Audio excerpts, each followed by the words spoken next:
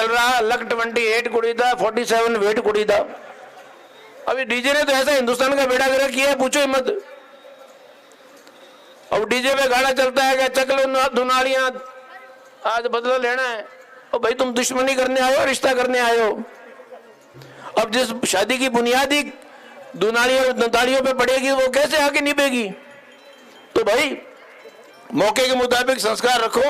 एक ये बीमारी और आ गई है, पता नहीं किसकी दुनिया लूट रही है, लंका लूट रही है। टेलीफोन मोबाइल क्लेम लगाए और चल रहा है मोटरसाइकिल पे और चाह रहा है, उसको पता ही नहीं मैं कहां चल रहा हूं। हम कई बार रोकते हैं टोकते हैं तो कैसा बस भूल गए साहब। अरे भैया तू तो भूल गए, वो यमराज कौन भूल रहा है? अटे जानो साहब, और दुकान बस थोड़े गए हो सर भाइयों, गया की तो गारंटी आएगी, गारंटी को नहीं भाई। गंगानगर में रामलीला चल रही,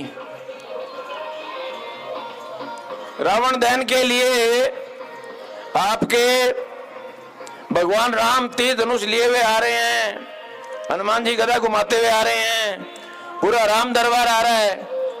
और उस राम दरबार के सामने रावण का, कुंभकर्ण का, मेघनाद के पुतले हैं, उनको जलाया जाएगा। और एक मंच लगा हुआ और उस मंच पे गाना चल रहा, लक 28 कुड़ी था, 47 वेट कुड़ी था। तो मैंने उस आयोजकों से कहा, मैंने कहा भाई यार ये तो कम से कम शर्म करो कुछ तो, इतनी गिरावट तो मत लाओ। अब वो क्यों गंगानगर पंजाबी इलाका है भाई, पंजाबियों के बोले साहब बीड़ी नहीं कटी होती। तो मैंने कहा तुमको पीले चावल दिए तो बीड़ी कटी करनी है, फंक्शन करो तो घर में कर लो, और अगर पब्लिकली भी करते हो तो कम से कम एक रीति रिवाज, एक दस्तूर। हमारे गुरुजी ने कहा है जाने गीत विवाह गाइए, आते हैं तो विवाह के गीत विवाह में गाइए। अभी डीजे ने तो ऐसा हिंदुस्तान का बेड़ा गर्क किया है, पूछो ही मत। अब डीजे पे गाना चलता है कि चकलो दुनालियां, आज बदला लेना है। और भाई तुम दुश्मनी करने आए हो, रिश्ता करने आए हो। अब जिस शादी की बुनियादी दुनालियों नतालियों पे पड़ेगी वो कैसे आगे निभेगी? तो भाई मौके के मुताबिक संस्कार रखो। मौके के मुताबिक ये जो पुराने त्योहार चल रहे हैं, ये आज आपके मेले चल रहे हैं, ये इनका यही योगदान है कि आपकी संस्कृति को इन्होंने पुनर्जीवित रखा हुआ है। इस मुरारका फाउंडेशन का भी मैं धन्यवाद दूंगा कि इन्होंने जो है बेटर पुलिसिंग के लिए बहुत हमेशा तत्पर रहे हैं, हमेशा जो है सहयोग करते रहे हैं। मैं अपने बारे में ज्यादा नहीं कहूंगा, लेकिन इतना ही कहूंगा कि ग्रामीण परिवेश से हूं और पिताजी मेरे जो है हरियाणा, आपके पहले आर्मी में, बाद में बीएसएफ में कमांडेंट की पोस्ट से रिटायर हुए। और मैं भी जो है सीमा सुरक्षा बल में जो अभी ऊँट देखे और ये बंदे को, जवान को देखा तो पुराने दिन याद आ गए। 89 बैच का असिस्टेंट कमांडेंट बीएसएफ में रहा हूँ, 4 साल देश सेवा करके बाद में ये यहाँ सेवा करने आपके बीच में पधारा। अब वो चंग वाली बात आ गई तो अब तो चंग तो बज ही नहीं रहे, अब तो बजता ही नहीं है। मेरे पिताजी की बीकानेर पोस्टिंग थी, हमारे बटालियन थी, उसमें सारे राजस्थानी हुआ करते थे। तो 1 महीना पहले चंग बजने शुरू हो जाते थे, दिवाली से, होली से पहले। वो होता था जमाना, वो होता था उल्लास। हमें याद है शाम के टाइम हम बैठ जाते थे, वो सुनते रहते थे बाहर लॉन में, और सामने लाइन्स में, पुलिस लाइन्स में जो है बैरिक्स में जवानों की चंग थाप बजती थी। तो थाप आज भी याद है, इसलिए वो थाप बजा ली, वरना ऐसे नहीं बजती वो।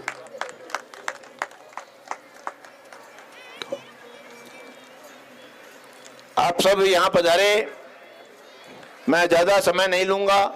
हमारा एक सड़क सुरक्षा सप्ताह चल रहा है, सप्ताह क्या महीना चल रहा है, इस बार उसको लंबा कर दिया। पुलिस अधिकारी होने के नाते, एक सामाजिक प्राणी होने के नाते, एक मौजूद व्यक्ति होने के नाते मुझे बड़ा दुख होता है कि हम हमारे बनाए हुए कानून की अवहेलना करने में शान समझते हैं। ये आप लोगों ने ही बनवाए हैं कानून, आपके जो एमपीज बैठे हैं पार्लियामेंट में, वो आपके बिहाफ पे काम करते हैं। और कोई फर्क नहीं पड़ता कि मैं धारा 304 लगाऊं, 304A लगाऊं, 302 लगाऊं, लेकिन एक्सीडेंट में जिस घर का मौजूद व्यक्ति खत्म हो जाता है, वो पीड़ा केवल वो परिवार ही समझ सकता है। ये जो कानून बने इन कानून की पालना करने का दायित्व आपका है। मैं सड़क पे खड़ा होके क्यों मैं आपको रोकूं और क्यों टोकूं कि आप हेलमेट लगाइए?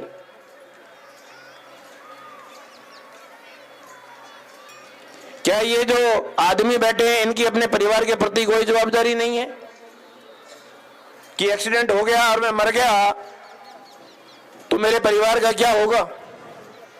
ये जो माताएं बैठी हैं, क्या इनकी जवाबदारी नहीं है कि अपने पति को, अपने बेटे को घर से बाहर निकलते वक्त उसको हेलमेट लगवाने के लिए कहें? ये जो बच्चियां बैठी हैं, ये भाई बैठे हैं, क्या इनके अपने प्रति, परिवार के प्रति जवाबदारी नहीं है क्या? जागरूक बनिए, जवाबदार बनिए अपने आप को और सुरक्षित चलिए। एक ये बीमारी और आ गई है, पता नहीं किसकी दुनिया लूट रही है, लंका लूट रही है। टेलीफोन, मोबाइल क्लेम लगाए हुआ चल रहा है मोटरसाइकिल पे और चाह रहा है, उसको पता ही नहीं मैं कहां चल रहा हूं।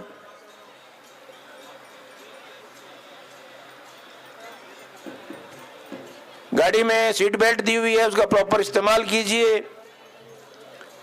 हेलमेट के बारे में हमारी बहुत बड़ी भ्रांति है कि साहब हाईवे पे एक्सीडेंट होते हैं, हाईवे पे हेलमेट वाला नहीं मरता, बहुत कम मरते हैं। ये अपनी जो देसी गलियां हैं ना शहर की, इन गलियों में सबसे ज्यादा एक्सीडेंट होते हैं।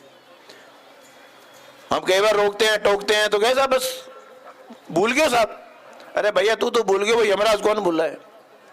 बेटा माफी कौन नहीं, वो सेकंड चांस नहीं देता कभी भी किसी को।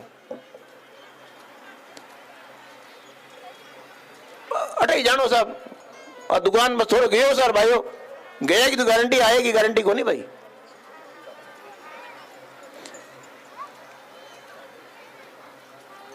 और सबसे बड़ा एक कारण जो है वो ड्रंकन ड्राइविंग का भी है। शराब पी के आदमी खुद तो मरता ही है, सामने वाले को और मारता है। बस ऐसे आदमी को तो नरक में भी जगह नहीं मिलनी चाहिए कि वो खुद के परिवार को तो तबाह करता ही है, सामने वाले के परिवार को भी तबाह करके जाता है। तो ये आप आए हैं मेलों के माध्यम से मनोरंजन करिए, लेकिन चिंतन भी करिए कि हम समाज में कहां हैं, कहां जा रहे हैं, क्या हो रहा है, क्या नहीं हो रहा है। बच्चों को संभालिए। मेरे पास ऑन एवरेज दिन में 3 जोड़े पेश होते हैं कि साहब हमने लव मैरिज कर ली है या हम लिव इन में रह रहे हैं।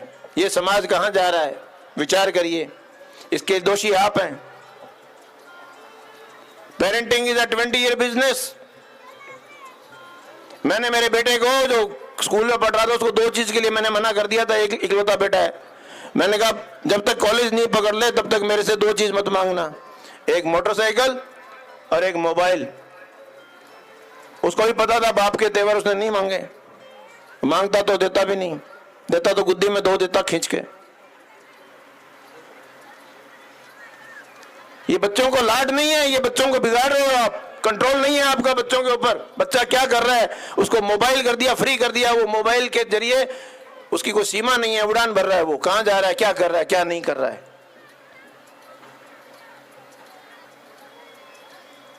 बहुत दुख होता है जब मैं देखता हूं और फिर माँ बाप हमारे पास पेश होते हैं और रोते हैं कि साहब एक बार बच्ची से मिलवा दीजिए, और बच्ची कहती है मैं मिलना नहीं चाहती। जिस साल 18 साल उस घर में रही हुई बच्ची अपनी मां से मिलने से मना कर देती है। ये समाज है हमारा। ये हमने बच्चों को प्यार दिया है, ये लाडपाल किया है हमने, ये हमने बच्चों में कॉन्फिडेंस जनरेट किया है, ये बच्चों की हमने परवरिश की है। चेत जाइए बीबी, आप जागिए, चेतिए, बच्चों के दोस्त बनिए, बच्चों को उनके सुख दुख में, उनके हर चीज में उनको शामिल करिए।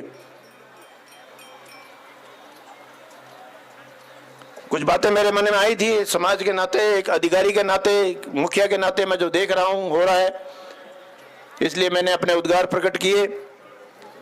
आप इस में आए हैं, उत्सव में, उत्सव मनाइए। जीवन एक उत्सव होना चाहिए। अपनी परंपराओं को जीवित रखिए। परंपराएं अच्छी हैं, लेकिन जो एक बात बताई वो परंपरा में अगर गलत है तो उसको हम प्रदर्शन नहीं कर सकते। आज मारवाड़ में मनवार है अफीम की, इसका मतलब नहीं हमें अफीम घोल के बैठ जाएं। समाज में मान्यता हो सकती है, लेकिन इलीगल है। अगर स्मोकिंग इलीगल है, हुक्का इलीगल है तो इलीगल है, उसको प्रदर्शित नहीं कर सकते हम किसी भी आड़ में गलत काम को पॉजिटिव पेश नहीं कर सकते और करना भी नहीं चाहिए। गलत गलत ही रहेगा। नशा गलत है तो है, उसको किसी भी रूप में हम सही नहीं ठहरा सकते। वरना अगर भांग और गांजा अगर सेवन लायक होते तो हमारे भगवानों ने पुराणों में पहले लिख दिया होता कि बेटा खूब चिल्लम भर भर के पियो, मजे करो, ऐश करो। किसी भी धर्म में नहीं कहा, नशे को सब धर्मों ने बुरा बताया है। इसलिए अच्छे आचरण और अच्छे उदाहरण पेश करिए। समाज बहुत कुछ देखता है, इस मंच से बहुत कुछ सीखता है और फॉलो करता है। धन्यवाद। जय हिंद।